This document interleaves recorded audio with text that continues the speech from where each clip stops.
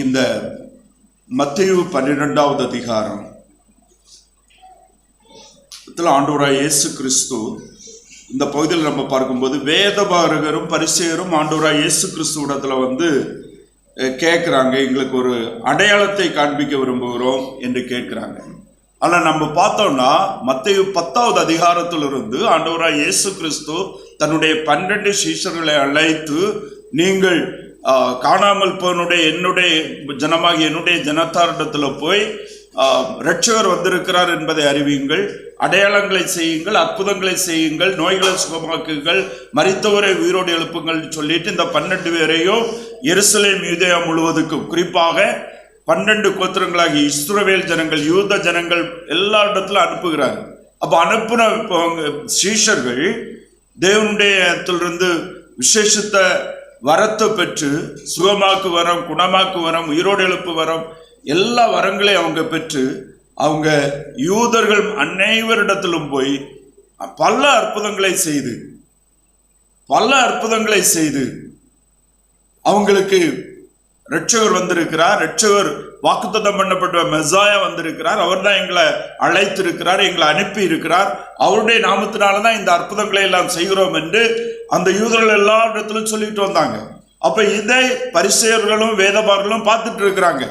நம்ம இந்த பகுதியினுடைய முதலாவது பார்க்கும்போது இந்த பரிசேயர்களும் வேதபாரகரும் இயேசு கிறிஸ்துவை கம்ப்ளைண்ட் பண்றாங்க, எப்படி ஓய்வு நாள்ல அற்புதம் செய்யலாம், ஓய்வு நாள்ல எப்படி இதை செய்யலாம் அப்படின்னு சொல்லிட்டு கம்ப்ளைண்ட் பண்றாங்க.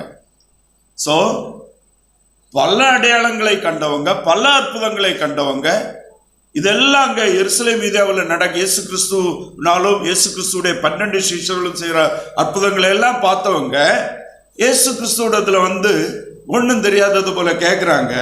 என்ன கேட்கிறாங்க? போதகரே, உம்மால் ஒரு அடையாளத்தை காண விரும்புகிறோம். அப்ப இதுக்கு நீங்க 10லேருந்து 12 வரை போய் வாசிங்க. இதெல்லாம் உங்களுடைய கண்ணுக்கு என்ன செய்யல, தெரியல. அதாவது ஒரு மனமும் சிந்தனைகளும் ஒருவருக்கு எதிராக ஒன்றுக்கு எதிராக இருந்துன்னு சொன்னா எந்த பாசிட்டிவான காரியத்தை என்ன செய்ய முடியாது, காண முடியாது. எபிரேயர் 2வது அதிகாரம் 3-4 வசனங்களை வாசிப்போம். எபிரேயர் 2வது அதிகாரம் 3-4 வசனங்கள்.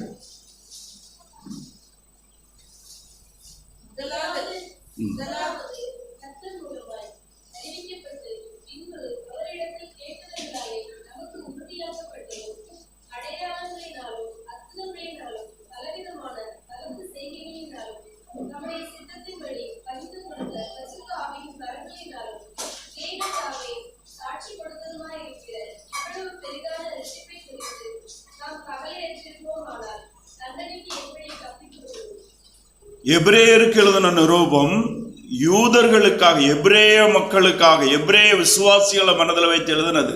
அங்கே அந்த எபிரேய ஆக்கியோன் சொல்லுகிறாரு, அடையாளங்கள் மூலமாகவும் அற்புதங்கள் மூலமாகவும் உறுதிப்படுத்தப்பட்ட இவ்வளவு பெரிதான ரட்சிப்பை குறித்து கவலையற்றிருப்போமேயானால் தண்டனைக்கு எப்படி தப்பித்துக் கொள்ளும். இந்த எபிரேயர்களுடைய லீடர் பரிசேயர்களும் பாரிசீஸ் அண்ட் ஸ்கிரைப்ஸ் வேதபாரகரும் தான் இயேசு கிறிஸ்துவிடத்துல கேட்கிறாங்க. இதுக்கு முன்னால இவர் ஓய்வு நாள்ல பேய்களை விரட்டுகிறாரு, ஓய்வு நாள் அற்புதம் செய்கிறாரு கம்ப்ளைண்ட் பண்றவங்க இப்போ கேட்கிறாங்க, எங்களுக்கு ஒரு அடையாளத்தை காண்பியும் அப்படின்னு சொல்லிட்டு. சோ இந்த இடத்துல நம்ம என்ன பார்க்க முடியும்னு சொன்னா, மனுஷனுடைய இருதயம் மகா கேடுள்ளதும் திருக்குள்ளதும் அப்படின்னு சொல்லிட்டு நம்ம பார்க்கிறோம். பிசாசு ஒரு மனுஷனுடைய கண்களை மறைத்து இருக்கும் போது, உண்மையாய் மனம் திரும்பி சத்தியத்தை தேடாம இருக்கும் போது, எதுதான் நடந்தாலும் ஆண்டவராய் இயேசு கிறிஸ்துவையும் மெய்யான சத்தியத்தை என்ன செய்ய முடியாது, அறிந்து கொள்ள முடியாது. அதற்கு மிகப்பெரிய ஒரு உதாரணம் இந்த பகுதியாக நம்ம பார்க்க முடியும். ஏனென்றால் நம்ம 11-12 அதிகாரங்களை வாசித்து பார்த்தா தெரியும். அவங்க சொன்னாங்க, இவர் பெயல்செபூலினால் பிசாசை கொண்டு பிசாசை துரத்துகிறார் அப்படின்னு சொல்லிட்டு. இயேசு கிறிஸ்து நோய்களை சுகமாக்குகிறது, பிசாசுகளை துரத்துகிறது எல்லாம் பார்க்கிறாங்க. ஆனா அது பார்த்துட்டு அவருக்கு எதிராக என்ன செய்யறாங்க? குற்றம் சுமத்துகிறாங்க. அப்படினாலதான் ஆண்டவராகிய இயேசு கிறிஸ்து அவருடைய பதில் சொல்லும் போது கொஞ்சம் கடுமையான வார்த்தையை பயன்படுத்துகிறார். அந்த இடத்துல என்ன வார்த்தையை பயன்படுத்துகிறாரு? அவர்களுக்கு அவர் பிரதியுத்தரமாக, இந்த பொல்லாத விபச்சார சந்ததியார், இந்த பொல்லாத விபச்சார சந்ததியார் அடையாளத்தை தேடுகிறார்கள், ஆனாலும் யோனா தீர்க்கதரிசி அடையாளமே அன்றி வேறே அடையாளம் இவர்களுக்கு கொடுக்கப்படுவதில்லை. யோனா இரவும் பகலும் 3 நாள் ஒரு பெரிய மீனின் வயிற்றில் இருந்தது போல மனுஷகுமாரனும் இரவும் பகலும் 3 நாள் பூமியின் இதயத்தில் இருப்பார் என்றார். இந்த இடத்துல அவர் ஏற்கனவே செய்த அநேக அடையாளங்கள், அற்புதங்கள் எல்லாம் அவங்க பார்த்து அவங்களுக்கு கண் தெரியல. ஆனா இவர்களுக்கு ஒரு மகா பெரிய அடையாளம் நடக்கும். மனிதகுமாரன், அவர்கள் விசுவாசிக்க மறைக்கிற தேவனால் அனுப்பப்பட்ட இரட்சகராகிய தேவன் இயேசு தம்மை குறித்து சொல்லுகிறார். சிலுவையில என்ன நோக்கத்திற்காக இந்த உலகத்துக்கு அனுப்பப்பட்டார், அந்த நோக்கத்தை நிறைவேற்றி கல்வாரி சிலுவையில மரித்து அடக்கம் பண்ணப்பட்டு 3 நாள் இந்த பூமியின் வயிற்றில் இருந்து மீண்டும் உயிரோடு எழும்புவார், மீண்டும் தன்னை வெளிப்படுத்துவார், மீண்டும் அவர் இந்த உலகத்தில் தன்னை இரட்சகர் என்று அறிவிக்கிற இந்த உண்மை என்றும் அவர் தேவகுமாரன் என்றும் அவர் சொன்னபடி சிலுவையில மரித்து உயிரோடு எழுந்து அவரை விசுவாசிக்கிறவர்களுக்கு பாவ மன்னிப்பாகிய மீட்பை கொடுப்பார் என்பதும் என்கிற அந்த செய்தி சிலுவை மரணம் அடக்கம் உயிர்த்தெழுதலால் உறுதிப்படுத்தப்படும் என்கிற காரியத்தை அவர்களுக்கு முன்பாக சொல்லுகிறார். அந்த இடத்துல 40வது வசனத்துல தன்னுடைய மரணம் தான் இந்த பூமியின் வயிற்றில் இருக்க போகிறது, உயிரோடு எழுப்புவதை குறிக்கிற அந்த பெரிய அடையாளம். அதற்கு பின்பு அநேகர் இந்த விபச்சார சந்ததி என்று சொல்லக்கூடியதான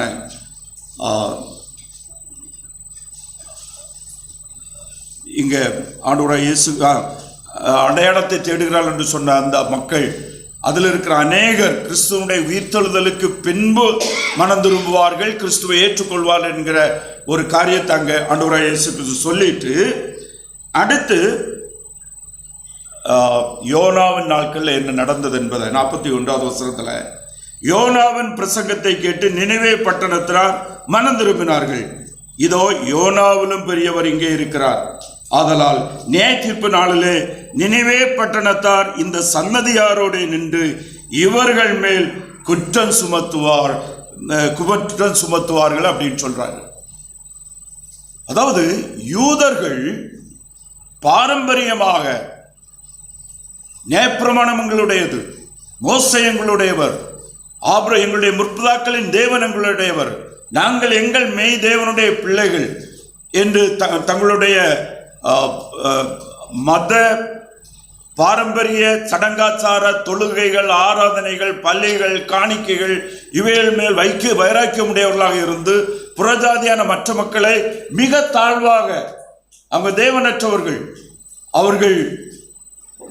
அவர்களை மற்ற ஜனங்களை, யூதர் அல்லாதவர்களை மிக தாழ்வாக பார்க்கிறவர்கள். இன்னும் நினிவே பட்டணத்து மக்கள் யோனா பிரசங்கித்த நாட்கள்ல நினிவே பட்டணத்து மக்கள் ரொம்ப மோசமானவங்க, ரொம்ப துன்மார்க்கமானவங்க. அந்த நாட்கள்ல அவங்க விக்கிரக ஆராதனை பண்ணிட்டு இருந்தாங்க. இன்னும் நம்ம பார்த்தோம்னு சொன்னா அவர்களுடைய அநேக ஐடல் வர்ஷிப் இருக்கிற இடத்துல விபச்சாரம், வேசித்தனம், இன்னும் குழந்தைகளை பலி கொடுத்தல், அபார்ஷன், வயிற்றில் இருக்கிற குழந்தைகளை அழித்தல், இப்படி மிக கொடூர பெரிய பாவங்கள் இருந்தது. மாத்திரமல்ல, இஸ்ரவேல் ஜனங்களுக்கு எதிராக மிகவும் கோபத்தினால இஸ்ரவேலுடைய முக்கிய எதிரிகள் அன்றைக்கு இருந்த அசீரியர்கள், நினிவே பட்டணத்து மக்கள் இஸ்ரவேல் ஜனங்களை பல காலங்களில் மிக கொடுமையாக துன்பப்படுத்தினவங்க. இஸ்ரவேல் ஜனங்களுடைய பார்வையில நினிவே பட்டணத்து மக்கள் மிக தேவ கோபத்துக்கு உட்பட்டவங்க, தகுதியற்றவங்க, பாவிகள், மோசமானவங்க. நினிவே பட்டணத்து மக்களிடத்துல ஒரு யூதன் பேசினாலே அந்த யூதனை தப்பா பார்ப்பாங்க. அவ்வளவு யூதர்களுக்கும் நினிவே மக்களுக்கும் உலக பிரகாரமாக மனுஷனுடைய பார்வையில் வேறுபாடு இருந்தது, வித்தியாசம் இருந்தது. அப்படிப்பட்ட தன்மையில் இருந்தாங்க. அப்படிப்பட்ட சூழ்நிலையில் இருக்கும்போது தான் ஆண்டவர் யோனாவை பார்த்து, நீ போய் நினிவே பட்டணத்தில் போய் பிரசங்கம் பண்ணுன்னு சொல்றார். நினிவே பட்டணத்தில் அந்த நாட்கள் நினிவே பட்டணம் 100 அடி உயரமுள்ள மதில் சூழ்ந்த ஒரு பட்டணமாக இருந்திருக்கிறது.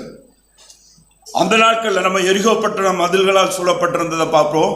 பல குட்டி குட்டி ராஜாக்கள் ஒரு பகுதியை தங்களுடைய ஆளுகை கீழ் வைத்து எதிரிகளிலிருந்து தப்பிப்பதற்காக கோட்டைகளை கட்டி வச்சிருந்திருக்கிறாங்க.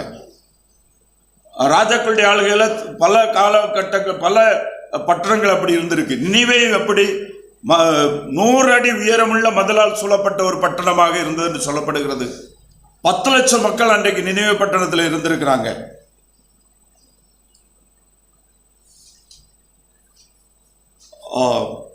இங்க கர்த்தர் நோவாவிடத்துல யோனாவிடத்துல தீர்க்கதரிசி, நீ நினிவே பட்டணத்துல போய் அவங்க மனம் திரும்பும்படி பிரசங்கம் பண்ணுன்னு சொன்னா, யோனாவால நினிவே பட்டணத்துக்கு போறதை பற்றி யோசிக்கவே என்ன செய்யல, முடியல. அவனால் அதை ஏற்றுக்கொள்ளவே முடியல. ஏன்னா இவ்வளவு மோசமான மக்கள், இவ்வளவு துன்மார்க்கமான மக்கள், மாத்திரமல்ல தேவனுக்கு எதிரானவர்கள், இஸ்ரவேலின் தேவனை அவமதிக்கிறவர்கள், மிக துன்பமானவர்கள், துன்மார்க்கமானவர்கள் அப்படின்னு சொல்லிட்டு யோனா நினிவேக்கு போகல. கப்பல் அங்கே அன்றைக்கு மெயின் பிரயாணம் எல்லாம் இன்னைக்கு ஃப்ளைட்டுக்கு போகிறது போல் கப்பல் பிரயாணங்கள் அதிகம். அங்கே கப்பல் இடத்துக்கு அங்கே கூட போயிட்டார், அதுவரை போயிட்டாரு. அங்கேயே பார்த்துட்டு கடைசியில் என்ன செய்தார், நினிவே கப்பலை விட்டுட்டு எந்த கப்பலில் ஏறினார், தரிசிசுக்கு போகிற கப்பலில் ஏறிட்டார். அவரால் அந்த அளவு முடியலை. ஆனால் ஆண்டவர் எப்படி அவரை கூட்டு நினிவேக்கு அனுப்பினார்.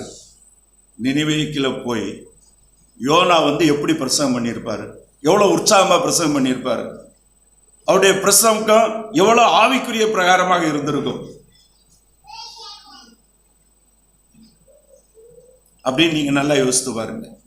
ஆனா அவர் போனாரு, ஆண்டோர் கொடுத்த செய்தி என்ன செய்தாரு, சொன்னாரு. நினிவே மக்கள் மனம் திரும்பினாங்க. நினிவே மக்கள் என்ன செய்தாங்க, மனம் திரும்பினாங்க. இன்றைக்கு நம்ம ஒரு செய்தியை மக்கள் கேட்கணும், அவங்க மனம் திரும்பணும்னு எல்லாம் யோசித்து சொல்லுவோம். ஆனா அண்ணா யோனா எப்படி சொல்லியிருப்பாரு, எப்படியாவது கேட்காம போயிட்டாங்கன்னா பரவாயில்ல, சரி ஆண்டவர் சொன்னதுனால எப்படியாவது நான் என்ன செய்யறேன் சொல்லிட்டு போயிடுறேன் அப்படிங்கிற எண்ணத்தோடு தான் செய்தார். ஆனா அவரு யோனா எப்படிப்பட்ட மனநிலைமையில் இருந்தாலும், எப்படி சொன்னாலும், அவர் ஆண்டவர் கொடுத்த செய்தி நினிவே மக்களுக்கு போய் சேர்ந்தது. அவர்கள் அது இஸ்ரவேலின் தேவனிடத்திலிருந்து வந்த செய்தி என்பதை கேட்டுட்டாங்க, மனம் திரும்பினாங்க, பாவங்களை அறிக்கையிட்டாங்க, ரெட்டுடுத்துனாங்க, அழுதாங்க,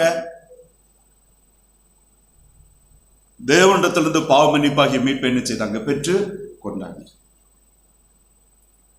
தேவனுடைய மீட்பு மனம் திரும்பி தேவனுடைய செய்தியை விசுவாசிக்கிறவர்களுக்கு எவ்வளவு இலகுவானது, எவ்வளவு அற்புதமானது அப்படின்னு நீங்க பாருங்க. ரட்சிப்பு தேவனுடையது.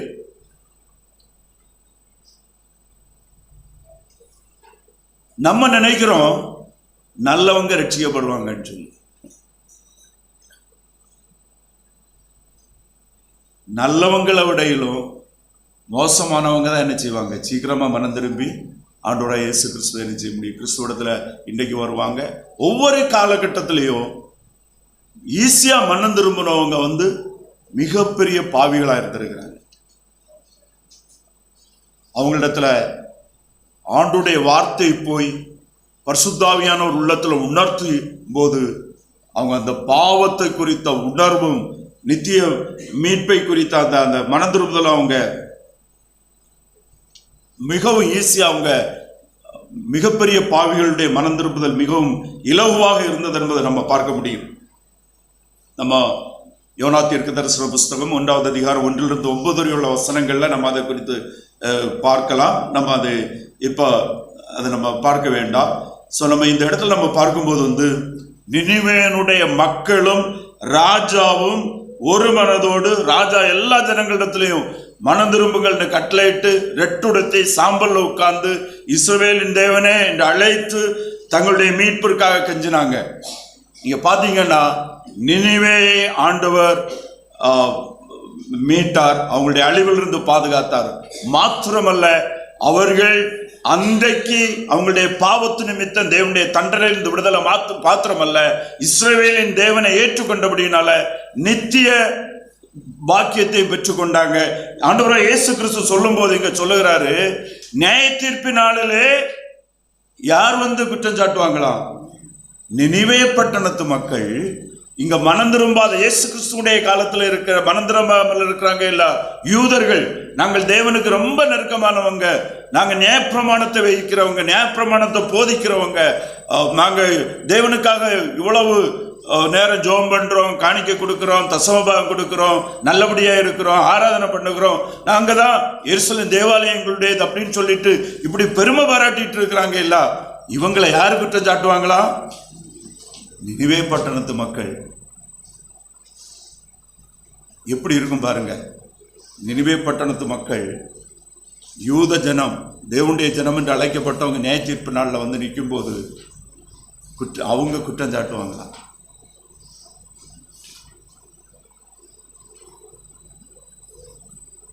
நீங்க பாருங்க,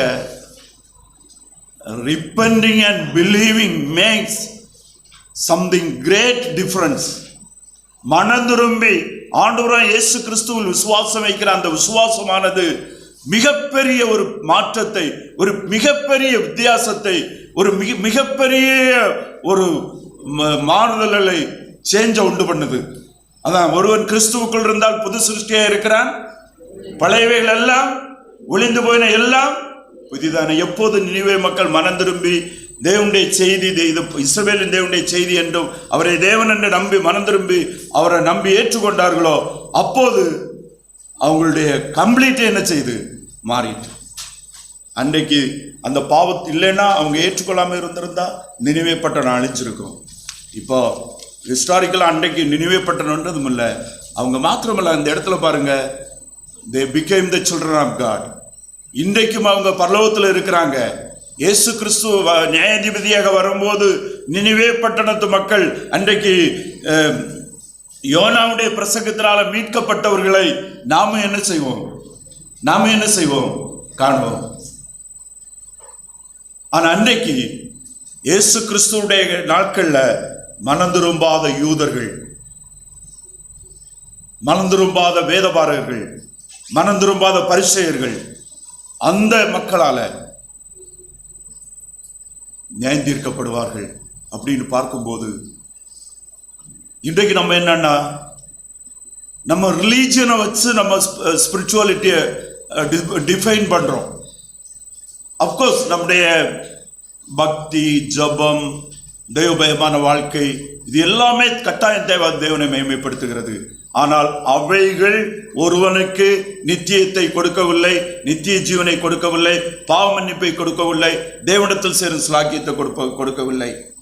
மனம் திரும்புதல், பாவி என்று ஒத்துக்கொண்டு ஆண்டவராகிய இயேசு கிறிஸ்து சிலுவையிலே தன்னுடைய பாவத்துக்காக மரித்தார் என்பதை ஏற்றுக்கொள்ளுகிறதுனால மாத்திரம் பாவ மன்னிப்பாகி மீட்பை பெற்றுக்கொள்கிறோமே தவிர வேற எதனாலையும் யாரும் என்ன செய்ய முடியாது, பெற்றுக்கொள்ள முடியாது. இன்றைக்கு அநேகருடைய செய்தி பக்திக்குரிய காரியங்கள், ஜபத்தை குறித்தது, பக்தியாக வாழுவதை குறித்தது, பாவத்தை விட்டு விலகி நடப்பதை குறித்த நீதியின் உபதேசங்கள். அப்போஸ்தலனாகிய பவுல் கொலோசு சபைக்கு எழுதும் போது சொல்லுகிறாரு, நீதியின் உபதேசங்கள் நல்லது, மாம்சாளுக்கை நீக்கும், ஆனால் அது பாவ மன்னிப்பு என்ன செய்யாது, கொடுக்காது. நீதியின் உபதேசம் விசுவாசிக்கு, ஆனா மனம் திரும்பி ரட்சிப்பு நம்பிக்கை இல்லாதவர்களுக்கு என்றுமே சுவிசேஷம் தான். அவர்களுக்கு தேவையானது ரட்சிப்பின் சுவிசேஷம் தான்.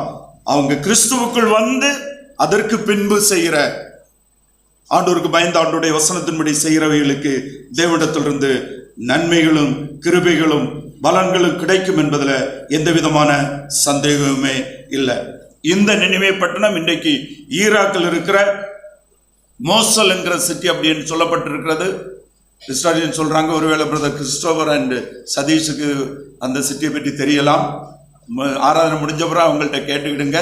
இன்றைக்கு அது ISIS இன்னும் ISIL என்கிற அந்த தீவிரவாத அமைப்பினால் அது மிகவும் சீரழிந்து தான் அந்த மோசோல் இருக்கிறது என்று பிரசன்ட் சிச்சுவேஷனை பற்றி அந்த நினிவே பட்டணத்தை பற்றி சொல்லப்பட்டிருக்கிறது.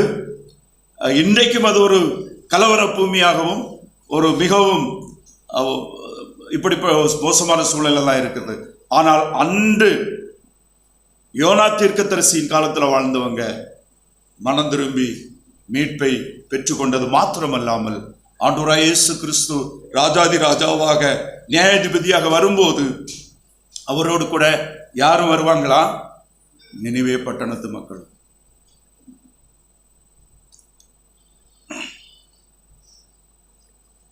அடுத்து 42 வசனம் 43 வசனங்கள் ஒரு வாசிப்போம்.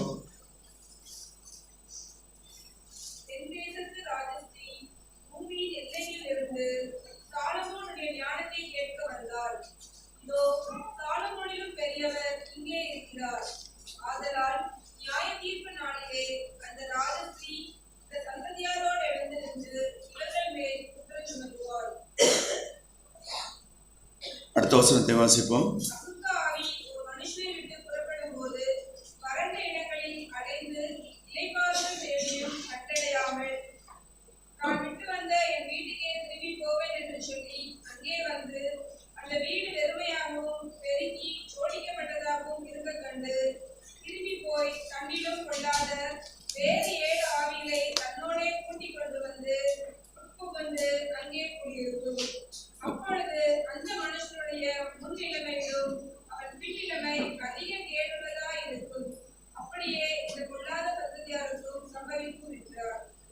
அடுத்து இங்கே தென் தேசத்து ராஜஸ்திரீ பூமியின் எல்லைகளில் இருந்து சாலோமனுடைய ஞானத்தை கேட்க வந்தாள் அப்படின்னு சொல்லப்பட்டிருக்கிறது. இங்கே சாலோமோன் இஸ்ரவேலின் ராஜாவாக, உயர்ந்த ராஜாவாக, அவன் எல்லா சாலோமனுடைய நாட்களில் இஸ்ரவேல் ராஜ்யம் அமைதியாக இருந்தது.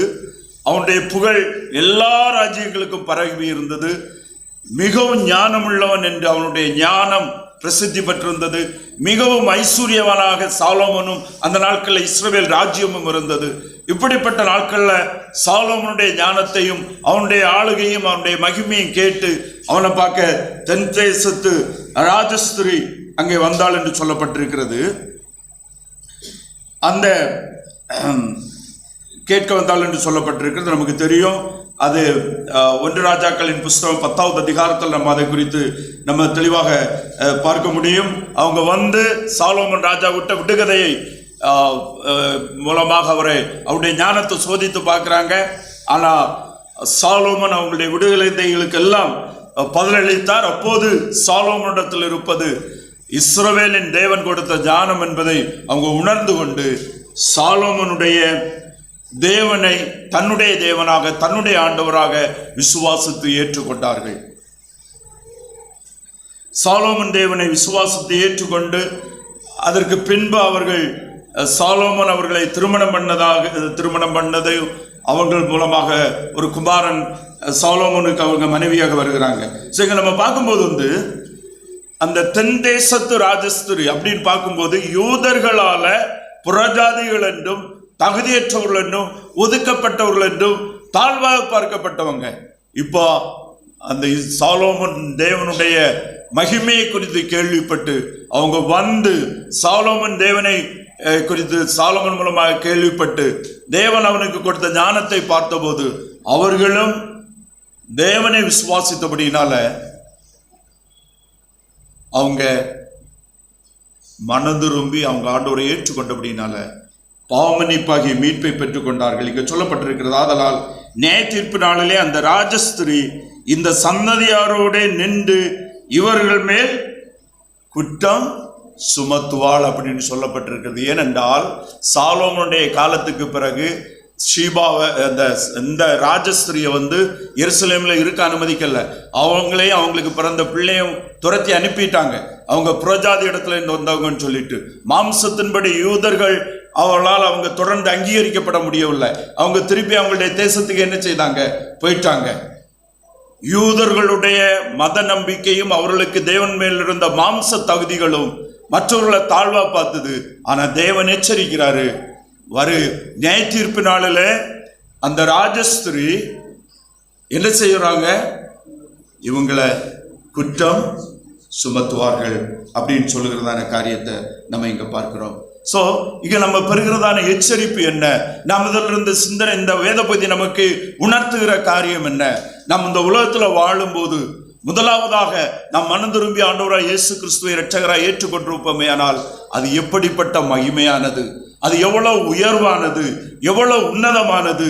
நாமும் கிறிஸ்துவினாலே நியாய தீர்ப்பு நாளிலே அவருக்கு முன்பாக மற்றவர்களை நியாயம் தீர்க்கிறவர்களாக, மற்றவர்களை மனம் திரும்பி ஆண்டவரை ஏற்றுக்கொள்ளாதவர்களை இன்றைக்கு உலகத்துல தங்களுடைய சுய கிரியைகளை சார்ந்து, தங்களுடைய சுய வாழ்க்கையை சார்ந்து, சுய மேன்மைகளை சார்ந்து, பாரம்பரியத்தையும் உலக பிரகாரமான மேன்மைகளை சார்ந்திருக்கிறவர்கள், கிறிஸ்துவை இரட்சகராக அறியாமல் இருக்கிறவர்களை நாம் நியாயம் தீர்க்கிறவர்களாக நம்ம என்ன செய்யப்படுவோம்?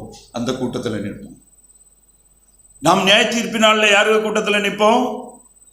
நினிவே மக்களோடு நிற்போம். தென் தேசத்து ராஜஸ்திரியினுடைய அந்த கூட்டத்தில் நிற்போம். புறஜாதிகளுடைய கூட்டத்தில் நிற்போம். ஆனால் நியாயம் தீர்க்கப்படுகிறவர்களாக யார் நிற்பாங்க? கிறிஸ்துவை மறுதலித்த, கிறிஸ்துவனுடைய சிலுவை மரணத்தை தங்களுடைய மீட்பிற்கு கல்வாரி சிலுவையில் ஆண்டவராகிய இயேசு கிறிஸ்து சிந்தின இரத்தத்தின் மூலமாக உண்டாகிற மீட்பை விசுவாசத்தினால் பெற்றுக்கொள்ளாதவர்கள், மனம் திரும்பி இயேசுவை ஏற்றுக்கொள்ளாதவர்கள், எவ்வளவு பக்திமானாக இருந்தாலும், எவ்வளவு பெரியவர்களாக மதிக்கப்பட்டாலும், எவ்வளவு உயர்ந்த தலைவர்களாக இருந்தாலும், எவ்வளவு பெரிய சிலுவையை தொங்கப்பட்டு இருந்தாலும், நான் இவ்வளவு பெரிய சபைகளுக்கு தலைவர் என்று சொல்லி இருந்தாலும் ரட்சிக்கப்படவில்லை என்றால், பாரம்பரியம் யாருக்கும் தேவனுக்கு முன்பாக எந்த மேன்மையும் என்ன செய்யாது? கொடுக்காது. ஆண்டவருடைய அப்போஸ்தலர் நடவடிக்கைகளை நிக்கோதேமி என்கிற மனுஷனை குறித்து நம்ம பார்க்கிறோம். நிக்கோதேமை குறித்து பைபிள் என்ன சொல்லுது? முதலாவது, நல்லவன், தேவனுக்கு பயந்து நடக்கிறவன், ஜெபம் பண்ணுகிறவன், தான தர்மம் பண்ணுகிறவன், எல்லா மக்கள் மேலும் நற்சாட்சி பெற்றிருந்தான்.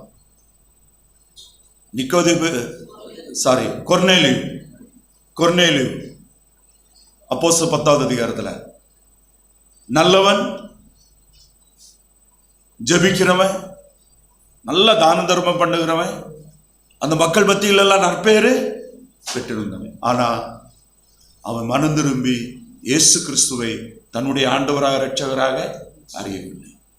மனம் திரும்பி ஆண்டவராக இயேசு கிறிஸ்துவை நம்முடைய இரட்சகராக அறிந்த அந்த விசுவாசம் நமக்கு உண்டாயிருக்கிறதான மாற்றம், தேவனுடைய பார்வையில் உண்டாயிருக்கிற மாற்றம் ஒரு பெரிய கல்ஃப். நாம் அப்போதே தேவனுடைய புது சிருஷ்டியாக, தேவனுடைய பிள்ளைகளாக, தேவனுடைய சொந்த ஜனமாக நாம் அவருடைய பிள்ளைகளாக மாற்றப்படுகிறோம். அது இல்லாதவர்கள் எவ்வளவு பக்தியும், எவ்வளவு மேன்மையும், எவ்வளவு உயர்வும், உன்னதமான காரியங்களும், உலக மேன்மையும் இருந்தாலும் அவர்கள் யாருக்கு எங்க இருக்கிறாங்க? நித்திய நரகத்துக்கு உட்பட்டவர்களாக இருக்கிறாங்க. இடை நம்ம ஒரு பாவியா இருக்கிற மனுஷத்துல சுவிசேஷம் அறிவிக்கலாம்.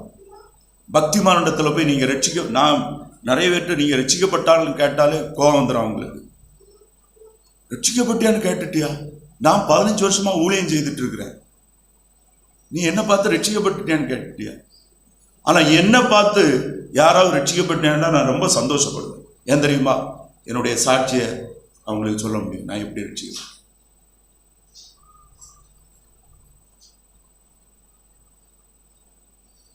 நாம் எப்படி கிறிஸ்துவை மனம் திரும்பி ஏற்றுக்கொண்டோம் என்கிற சாட்சி வேத வசனத்தின்படி நான் தெளிவுடையவர்களா இருந்தா ஒரு சிலரை அந்த ரட்சிப்புள்ளால் நம்ம நடத்த முடியும்.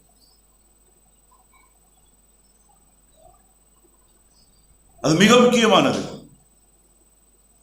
நாம் விசுவாசிக்கிற சுவிசேஷத்தை நாம் வேதம் வாசிக்கும் போது அந்த சுவிசேஷத்தில் நாம் தொடர்ந்து வளரணும். அந்த சுவிசேஷமாகிய கிறிஸ்துவை இன்னும் அதிகமாக அறிகிற அறிவில் பெருகிட்டே இருக்கணும். அநேகருக்கு நாம் அந்த சுவிசேஷத்தை தெளிவுபடுத்துகிறதன் மூலமாக அவங்களும் அந்த பாவ மன்னிப்பாகிய மீட்பை பெற்று ஆண்டவரிடத்தில் வர முடியும். மிக முக்கியமானது.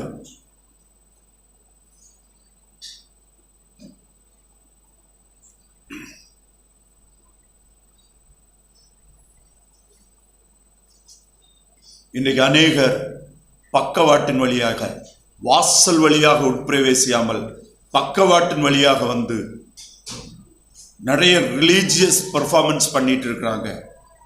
மத ரீதியான அநேக காரியங்களை செய்துட்டு இருக்கிறாங்க. ஆனால் அவங்க ஆண்டவர் இயேசு கிறிஸ்து சொல்றார், நானே வழியும் சத்தியமும் ஜீவனுமாய் இருக்கிறேன், என்னை இல்லாமல் ஒருவனும் பிதாவிடத்தில் வரான் என்கிற அந்த வாசல், நானே வாசல். மனம் திரும்பி அந்த வாசல் வழியாக உள்ள வந்து மேய்ச்சலை காணாம பக்க வாசல் வழியாய் உட்பிரவேசித்த அநேகர் கிறிஸ்தவத்துக்குள்ளால இருந்து அநேகரை நித்திய நரகத்துக்கு நேராக வழிநடத்துகிறவர்களாக இருக்கிறத நாம் உணர்கிறோம். நாம் மிகவும் கவனமாக இருக்க வேண்டும். மிகுந்த பொறுமையோடும் ஜெபத்தோடும் தாழ்மையோடும் ஒவ்வொருவரிடத்திலும் நாம் அவர்களுடைய மனம் திரும்புதலை குறித்தும் தனிப்பட்ட வாழ்க்கையில் ஆண்டவராக இயேசு கிறிஸ்துவை இரட்சகராக ஆண்டவராக ஏற்றுக்கொண்டிருக்கிறார்கள் என்பதையும் நாம் உறுதி செய்ய வேண்டும். அது நமக்கு தேவன் கொடுத்திருக்கிற பொறுப்பு, கடமை. அது நம்முடைய குடும்பத்தில் உள்ளவர்கள், நம்முடைய பிள்ளைகள், நம்முடைய நண்பர்கள், நாம் நேசிக்கிற யாராக இருந்தாலும் அன்போடு இந்த காரியத்தை சொல்ல வேண்டும். இல்லைன்னா ஆண்டவராக இயேசு கிறிஸ்துவுடைய காலத்தில் இருந்த வேதபாரகர் பரிசேயர் போல தான் இருப்பாங்க. எவ்வளவுதான் அற்புதங்களை கண்டாலும் மெய்யான சத்தியத்தை குறித்து கேள்விப்படும் போது அதற்கு எதிரான சிந்தனை உடையவர்களாகவே இருப்பாங்க. தொடர்ந்து நம்ம ஒரு முறை கூட 43 45 வரை உள்ள வசனங்களை வாசிப்போம்.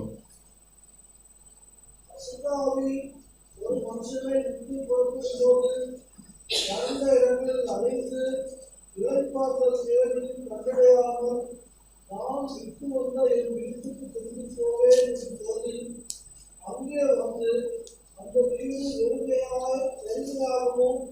பெருக்கி ஜோடிக்கப்பட்டதாகவும் இருக்க கொண்டு திரும்பி போய் அன்னையும் பொருளாத வேறு 7 ஆவிகளை அதோடு கூட்டிக் கொண்டு வந்து உட்புகுந்து அங்கே கூடியிருப்போம். அப்பொழுது அந்த மனுஷனுடைய வெளியிலும் அவன் பின்னிலமை அதிக வேறுபடாக இருக்கும். அப்படியே இந்த பொருளாதார சந்ததியாகவும் சம்பவிக்கும். இந்த இடத்துல ஆண்டவராக இயேசு கிறிஸ்து அந்த நாட்கள்ல இருந்த அந்த யூத மக்களை அந்த இடத்துல பார்த்து சொல்லுகிறார். ஏனென்றால் அன்றைக்கு ஆண்டவராக இயேசு கிறிஸ்துவை சிஷ்யர்களும் இயேசு கிறிஸ்துவும் யூதர்கள் மத்தியில் அநேகருடைய வியாதிகளை சுகப்படுத்தி அநேகருடைய வாழ்க்கையில இருந்து பிசாசுகளை துரத்தினாங்க, அற்புதங்களை செய்தாங்க. இப்படி அநேக அற்புதங்களையும் அடையாளங்களையும் அவங்க பெற்று இயேசு கிறிஸ்துவாலும் அவருடைய சீஷர்களாலும் பிசாசுகள் துரத்தப்பட்டார்கள். ஆனா அவங்க அநேக பேர் ஆண்டவராக இயேசு கிறிஸ்துவை சொந்த ரட்சகராக என்ன செய்யல, ரட்சகர் ஆண்டவர் அந்த நாட்கள்ல ஏற்றுக்கொள்ளல. அப்படி ஏற்றுக்கொள்ளாமல் இருந்தால் இயேசு கிறிஸ்துவின் மூலமாக பிசாசு விரட்டப்பட்டிருந்தாலும் சீஷர்களுக்கு அந்த வரங்கள் கொடுக்கப்பட்டு அவர்கள் மூலமாக பிசாசுகள் விரட்டப்பட்டு வியாதிகள் சுகமடைந்திருந்தாலும் மனம் திரும்பி இயேசு கிறிஸ்துவை இரட்சகராக ஏற்றுக்கொள்ளாமல் இருக்கும் போது அவங்களுடைய இருதயம் வெற்றிடமாக இருக்கிறது. இயேசு கிறிஸ்துவை அந்த நாட்கள்ல இவர்தான் அனுப்பப்பட்ட மசாயாவிய கிறிஸ்து என்று பிரசங்கிக்கிறாங்க சீஷர்கள். அவரை ஏற்றுக்கொள்ளாதவர்கள் பிசாசுகள் துரத்தப்பட்டிருந்தாலும் கிறிஸ்துவனுடைய ஆவி அவர்களிடத்தில் இல்லாத இருக்கும் போது அங்க யார் மீண்டு வந்து குடியிருப்பாங்க? பிசாசு ஒன்னு விரட்டப்பட்டது. இப்ப எத்தனை பேர் சேர்ந்து வருவாங்க? 7 பேர் சேர்ந்து வருவாங்க. இயேசு கிறிஸ்துவ மூலமாக அநேக அற்புதங்களையும் அநேக ஜெபத்துக்கு ஆண்டவர் இன்றைக்கும் பதிலளிக்கிறார். நன்மைகளை நாம் பெற்றுக்கொண்டு இயேசு கிறிஸ்துவை இரட்சகராக ஏற்றுக்கொள்ளாமல் இருந்தால் இன்றைக்கும் அதுதான் நிலைமை. இயேசு கிறிஸ்துவிடத்திலிருந்து உலக நன்மைகளை பெற்றுக்கொண்டு வியாதி சுகம் பெற்றுக்கொண்டு பிசாசுகள் துரத்தப்பட்டு நன்மைகளை எல்லாம் பெற்றுக்கொண்டுட்டு நம்ம இஷ்டத்துக்கு மனம் திரும்பி சுவிசேஷத்தை ஏற்றுக்கொள்ளாமல் கிறிஸ்துவுக்குள் இல்லாமல் இருந்தால் நம்ம மீண்டும் மோசமான ஆவிகள் நம்மளை என்ன செய்யும் வந்து நிரப்பும். முன்னிலைமையை விடையிலும் பின்னிலைமை மோசமா இருக்கும். ஆனால் ஆண்டவராய் இயேசு கிறிஸ்துவை ஏற்றுக்கொண்டவர்கள், மனம் திரும்பி ஆண்டவராய் இயேசு கிறிஸ்துவை ஏற்றுக்கொண்டவர்கள், அவங்க பழைய நிலைமை எப்படிப்பட்டதாக இருந்தாலும், எவ்வளவு மோசமானவர்களாக இருந்தாலும், நினிவே பட்டணத்து மக்களை போல மோசமா இருந்தாலும், அல்லது தென் தேசத்து ராஜஸ்திரியை போல மனிதர்களால் புறக்கணிக்கப்பட்ட சமூகத்திலிருந்து வந்திருந்தாலும், ஆண்டவராய் இயேசு கிறிஸ்துவை ஏற்றுக்கொண்டவர்கள், குமாரனை உடையவன் ஜீவனை உடையவன் இயேசு கிறிஸ்துவுடைய ஆவியை பெற்றுக் கொண்டவர்கள், அவர்கள் தேவ ஆவியினால் அவருடைய ஆத்துமா அபிஷேகம் பண்ணப்பட்டு முத்திரை போடப்பட்டு தேவனுக்குள் பாதுகாக்கப்படுகிறது. அந்த ஆவிக்குள்ளால போய் என்ன செய்ய முடியாது, பிசாசு அவங்களை என்ன செய்ய முடியாது, ஒன்றும் செய்ய முடியாது. விசுவாசிகள் வாழ்க்கையில பிசாசு செயல்பட முடியும் மாம்சத்துல. ஆனா உங்களுடைய ஆத்துமாவை பிசாசு எதுவும் என்ன செய்ய முடியாது, செய்ய முடியாது. அது இல்லாத பட்சத்துல அநேகர் உலக நன்மைக்காக ஆண்டவரிடத்துல வந்து அதை பெற்றுட்டு திரும்பி போயிடுவாங்க. ஆனா அப்படி வர்றவங்களுடைய பின்னிலைமை எப்படி இருக்கும், முன்னிலைமையோட மோசமா இருக்கும். இந்த பகுதியில் நம்ம தெளிவா பார்க்கிறோம் ரெண்டு காரியங்கள். ஒன்று, மனம் திரும்பி ஆண்டவராய் இயேசு கிறிஸ்துவை சொந்த ரட்சகராக ஏற்றுக்கொள்வது எவ்வளவு முக்கியமானது. நாம் ஏற்றுக்கொண்டிருப்போமேனால் அது எவ்வளவு மகிமையானது, எப்படி பெரிய மீட்பு. நாம் நியாய தீர்ப்பின் நாளில் இயேசு கிறிஸ்துவோடு கூட இருப்போம். அதை பெற்றுக்கொண்ட நாம் எவ்வளவு சந்தோஷமுடையவர்களாக இருக்க வேண்டும். அந்த நற்செய்தியை எத்தனை பேருக்கு அறிவிக்க வேண்டும், எத்தனை பேர் அந்த விசுவாசத்தை நேராக கொண்டு வர அந்த பணியை நாம் செய்ய வேண்டும் என்பதை நம்ம அந்த காரியத்திற்காக நாம் செயல்படுவது, நாம் எந்த அளவு நம்ம பொருளையும் நமக்கு உண்டான சமயங்களையும் செலவு பண்ணுகிறதோ அதுதான் ஆசீர்வாதமான ஒரு வாழ்க்கை. அடுத்து இரண்டாவது, நம்ம இந்த பகுதியில் நான் பார்க்கும்போது நம்ம எல்லாரும் ஒரு நாள் ஆண்டவராய் இயேசு கிறிஸ்து மகிமையில வெளிப்படும் போது நம்ம எல்லாரும் அவரோடு கூட என்ன செய்வோம், வெளிப்படுவோம். நினிவே பட்டணத்து மக்கள் அங்கே இருப்பாங்கன்னா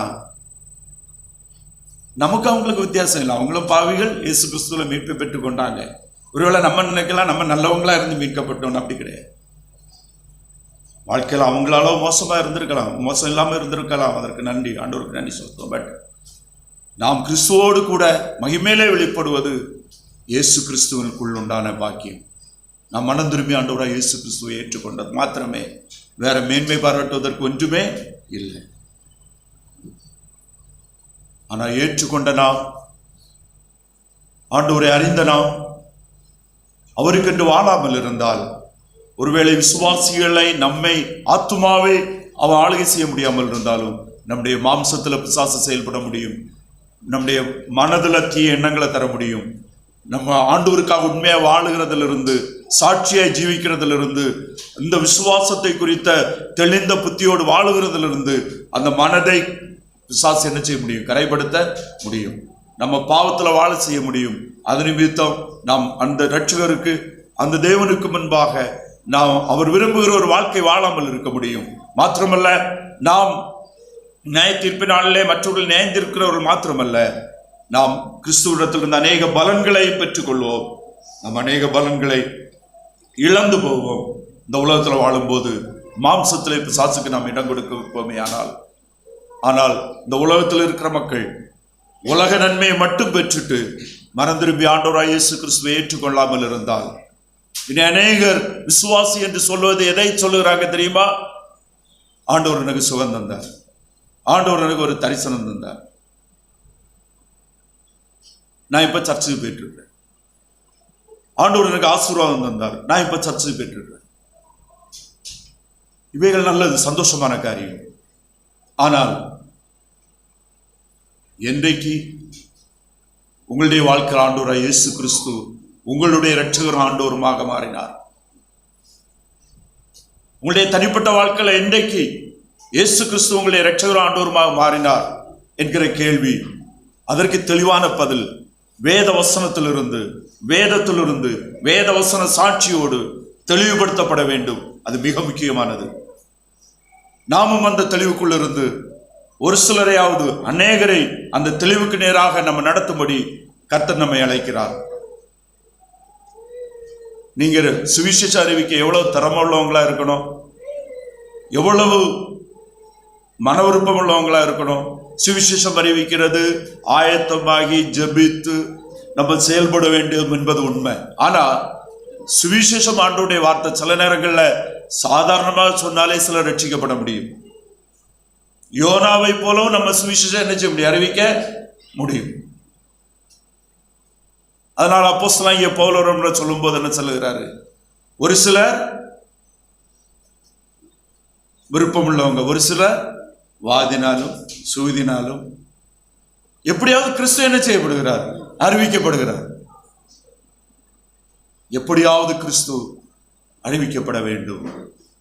ஆனால் நல்லெண்ணத்தோடு ஜபத்தோடு ஆயத்தமாகி ஆண்டோடைய நடத்துதலோடு கர்த்தரால் வழிநடத்தப்பட்டு நாம் மனம் திரும்புதலுக்கு நேராக பாவத்தை குறித்து வேதவசனத்தை முன்னிட்டு நாம் பிரசங்கிக்கும் போது எல்லாருமே பாவத்தில் இருக்கிறோம், எல்லாருமே மனம் திரும்ப வேண்டும். தங்களுடைய பாரம்பரியத்தை சார்ந்து, தங்களுடைய நற்குணங்களை சார்ந்து, தன்னுடைய பக்தியினுடைய பாரம்பரிய பக்தியை சார்ந்த விசுவாசம் இருக்குமே, ஆனால் அவர்களுக்கு தெளிவுபடுத்தி அவங்க கிறிஸ்துவை தன் சொந்த ரட்சகராக ஆண்டவராக ஏற்றுக்கொள்ள வேண்டும் என்பதை தெளிவுபடுத்தி மனம் திரும்புதலுக்கு நேராக நாம் அழைக்க வேண்டும்.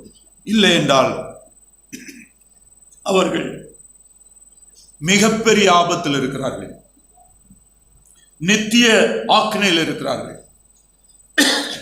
தேவனுடைய இரக்கம் எவ்வளவு அதிகம் என்பதை நாம் நினிவேனுடைய மீட்பில் நம்ம சிந்தித்தோம். தேவனுடைய கோபமும் அவ்வளவு கடுமையானது. இயேசு கிறிஸ்துவிடத்தில் வராதவரிடத்துல தேவனுடைய கோபம் நிலை நிற்கிறது என்று வேதம் சொல்லுகிறது. They are under the wrath of God. தேவ கோபத்துக்கு உட்பட்டவர்களாக இருக்கிறாங்க. நித்திய ஆக்கினைக்கு உட்பட்டு இருக்கிறாங்க. நித்தியமாக நரக வேதனை அவங்க சொந்தமாக்கி இருக்கிறாங்க.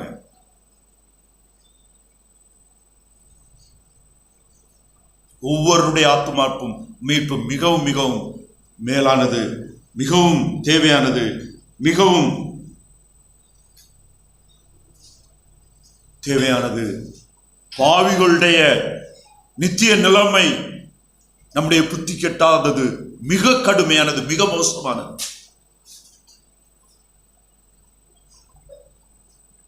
அதனால நாம் ஒவ்வொருவரே மனம் திரும்புதலுக்கு நேராகவும் இயேசு கிறிஸ்துவை இரட்சகராக அறிகிற அறிவுக்கு நேராக கொண்டு வர நம்மால முடிஞ்சதை செய்ய வேண்டும். அதுதான் மிகப்பெரிய பொக்கிஷமும் ஐஸ்வர்யமும். இன்னும் நாம் ஆண்டவராகிய இயேசு கிறிஸ்து வெளிப்படும் போது நித்திய ஆக்கினையிலிருந்து மீட்கப்பட்டு நாம் அவரோடு கூட நாமும் வெளிப்படுவோம். நினிவே பட்டணத்து மக்களோட, அதுபோல ராஜஸ்திரியோட அந்த வரிசையில நாமும் நம்பிக்கையுடையவர்களாக கிறிஸ்துவோடு கூட வருவோம் என்கிற அந்த உன்னதமான பாக்கியத்தை நினைத்து நாம் எப்போதும் ஆண்டவருக்கு நன்றி செலுத்துவோம். இருந்தவாறே நாம் எல்லாரும் கண்களை மூடுவோம்.